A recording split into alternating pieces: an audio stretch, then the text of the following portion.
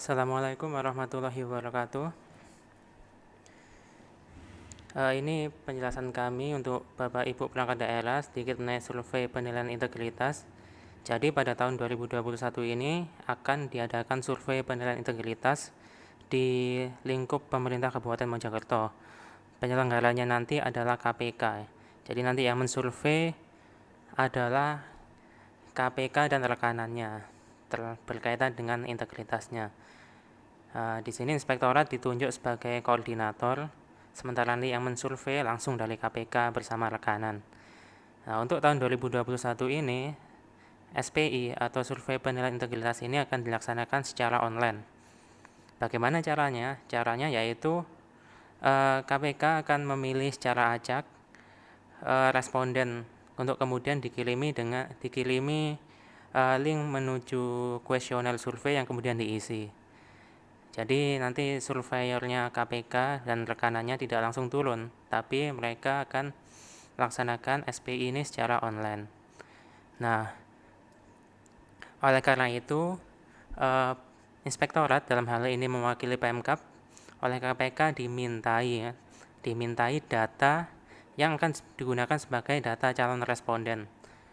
Jadi dari data ini nanti akan dipilih acak orang-orang untuk kemudian dihubungi oleh KPK dan disurvei. Nah, datanya ini terdiri dari tiga jenis data. Yang pertama itu data populasi internal, data populasi eksternal, dan data populasi ekspor.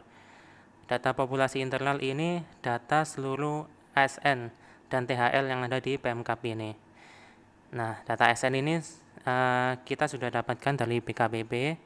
Sementara data THL ini surat kita untuk meminta ke setiap OPD sudah meluncur. Nah, OPD Bapak Ibu kemungkinan besar sudah dapat datanya. Kemudian data populasi eksternal ini adalah data pengguna layanan di OPD induk. Data pengguna layanan di OPD induk. Ini maksudnya seperti ini. Jadi misal di Dinkes ya, kita Dinkes ada puskesmas yang di bawahnya yang melakukan pelayanan publik. Nah, itu tidak dihitung karena puskesmas itu ada di bawah Dinkes, dia bukan OPD induk. Jadi ini pelayanan publik yang dilakukan oleh OPD induk. Misalnya Bapenda melakukan pelayanan langsung kan ya ke pembayar pajak, atau yang lainnya Capil atau kecamatan yang melakukan pelayanan publik langsung. Jadi dia sebagai OPD induk melakukan pelayanan publik langsung. Kemudian yang terakhir itu data populasi ekspor. Data populasi ekspor ini yang dimaksud adalah ahli atau profesional yang ada di sekitaran lingkup Pemkab. Ada yang dari Kadin, ada yang dari advokat, Polres, kejaksaan, pengadilan. Nah, ini inspektorat yang mengumpulkan datanya. Jadi di sini kita fokus pada yang ini aja, data populasi eksternal. Nah, data populasi eksternal ini yang diminta adalah data pengguna layanan di OPD induk Pemkab yang non BLUD, OPD induk dan non BLUD. Ini yang dimaksud di sini layanan publik ya kepada pihak eksternal, pihak luar. Jadi yang tidak termasuk dalam hal ini misalnya BKPP. BKPP kan juga melakukan pelayanan kan untuk pegawai PNS. Nah, itu bukan, yang dimaksud bukan itu, tapi layanan ke luar, ke pihak luar eksternal. Contohnya lagi misalnya dinas pendidikan kan, dia melakukan layanan ke guru-guru di bawah mereka. Nah, ini bukan juga, karena itu kan pihak dalam. Yang dilayani PNS juga, yang di sini diminta adalah yang dilayani adalah pihak luar, layanan publik yang keluar. Dan dia harus OPD induknya, UPT yang di bawahnya tidak termasuk. Jadi sekolahan itu kan ada di bawah dinas pendidikan. Dia melakukan pelayanan keluar juga sekolahan, tapi dia di bawah dinas pendidikan, bukan OPD induk.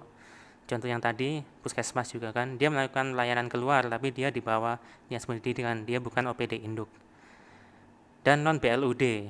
Nah, maka rumah sakit kan, rumah sakit BLUD. Dia benar rumah sakit melakukan pelayanan publik dan dia OPD induk, tapi dia BLUD. Maka di sini rumah sakit tidak termasuk. Nah, data yang diminta adalah seperti ini. Unit kerjanya, nama layanannya, nama penggunanya, tanggal, bulan, tahun, nomor HP, dan email, alamat email. Karena kan ini dilakukan secara online ya. Jadi nanti KPK bersama rekanan akan menghubungi untuk mengirimkan kuesionernya lewat WhatsApp dan lewat email. Jadi dua data yang terakhir itu, nomor HP dan email, itu termasuk data yang penting. Nah, kemudian yang diminta di sini adalah data pengguna layanan selama setahun terakhir, yaitu dari Juni 2020 sampai Mei 2021. Jadi cut off kita data itu berarti di Mei 2021. Ditarik setahun terakhir sampai Juni 2020. Nah, itu datanya. Tapi untuk OPD-OPD yang pelayanannya besar, maksudnya pengguna layanannya banyak, yang dalam sebulan itu lebih dari 100 ya. Jadi di sini parameter kita 100 pengguna layanan sebulan. Kalau lebih dari itu, maka tidak perlu setahun, cukup 3 bulan. Maret, April, Mei 2021 ya. Contoh Bapenda mungkin pengguna layanannya banyak dalam sebulan ya. Capil itu juga banyak. Maka tidak perlu setahun, tapi cukup 3 bulan. Apakah setiap bulannya cuma 100 saja? Enggak, sebulannya itu semuanya. Jadi 3 bulan semuanya. Nah, ini pertanyaan yang sering dibingungkan ya terkait dengan data eksternal.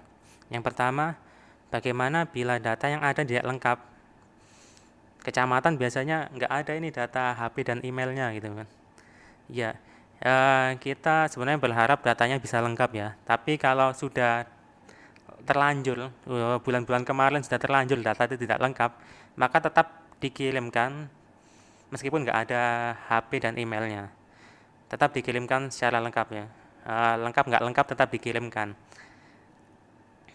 Nah, tapi untuk kedepannya mohon Bapak Ibu di perangkat daerah kalau merekap data pengguna layanan, mohon mulai sekarang ditambahi kolom HP dan email.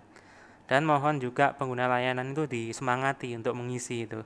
Saya kadang kan mereka sebenarnya punya WhatsApp, HP dan alamat email punya, tapi males ngasih tahu gitu aja. Nah, itu coba mulai sekarang disemangati.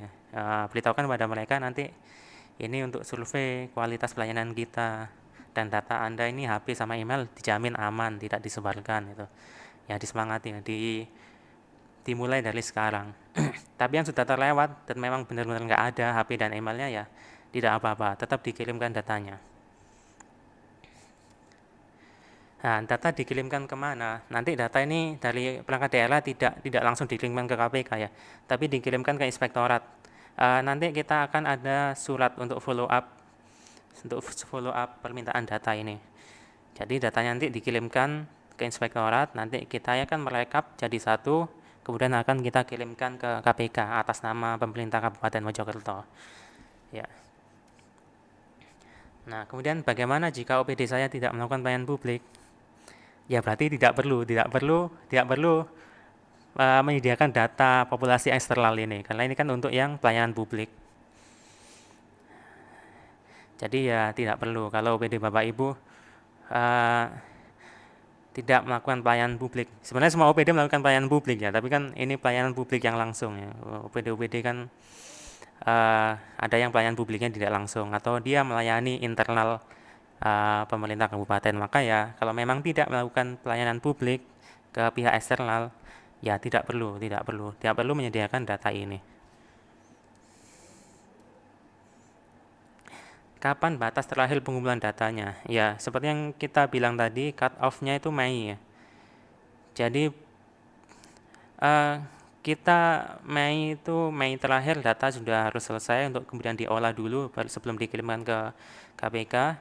Maka kemungkinan data final akan inspektorat minta di awal-awal Juni, tanggal 1 atau tanggal 2 gitu ya. Dan kemungkinan juga sebelum itu akan ada surat untuk meminta data tapi yang sampai bulan April saja gitu. Kemungkinan ya, nanti kita lihat perkembangan situasi. Jadi nanti kita bisa proses lebih dulu biar tidak menumpuk dan tidak buru-buru nanti kalau harus mengirimkan data langsung ke KPK.